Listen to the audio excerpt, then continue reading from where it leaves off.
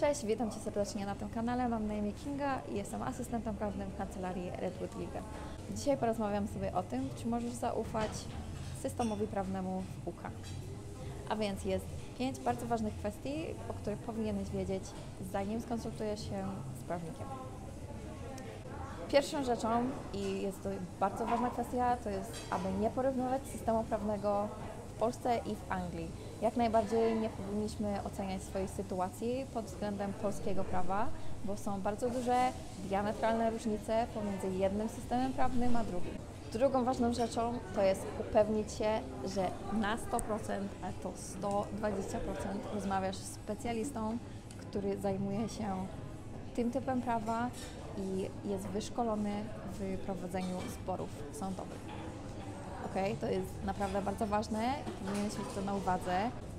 Nie poszłabyś do kardiologa, aby leczyć zęby, pomimo to, że obmaty są zdrowotne, tak? I tak samo nie powinieneś iść do generalnego prawnika, który, powiedzmy, zajmuje się prawem rodzinnym, gdy Twój problem dotyczy nieruchomości, tak? Więc pamiętajcie o tym i nie idźcie tylko do jakiegoś prawnika, bo jest blisko Was albo mówi po polsku, bo to jest bez sensu i nie dostaniecie takiej samej jakości, jaką byście dostali od specjalisty, który ma doświadczenie w tym prawie. Trzecią ważną rzeczą, o której powinieneś pamiętać, to jak się płaci temu prawnikowi. Nie wszyscy prawnicy mają wybór, w większości płaci się tradycyjnie, czyli, że tak powiem, taksówką, jedziesz taksówką i płacisz wtedy, kiedy coś jest zrobione w Twojej sprawie. Niektórzy prawnicy pracują na zasadzie no win, no fee, czyli nie wygrywasz, nie płacisz. Taka metoda płatności nadaje się w sprawach, gdzie jest bardzo duże ryzyko przegranych. I wtedy całkiem po prostu prawnik przejmuje nad siebie całe ryzyko, no i tylko mu płacisz jakiś procent wygranych, jak już tą sprawę wygrasz i nie wcześniej. Oczywiście czasami obowiązują jeszcze jakieś dodatkowe koszta, ale ogólnie jest to bliskie zeru w porównaniu do tradycyjnej metody. Proszę uważaj na prawników, bo niektórzy prawnicy niestety, pomimo to, że pracują na zasadzie no win, no fee, to ich jakość pracy jest o wiele, wiele niższa na tej zasadzie, ponieważ nie mają, że tak powiem, takiej motywacji właśnie pieniędzy, no bo tych pieniędzy jeszcze w ogóle nie widać i nie wiadomo, czy w ogóle je dostaną.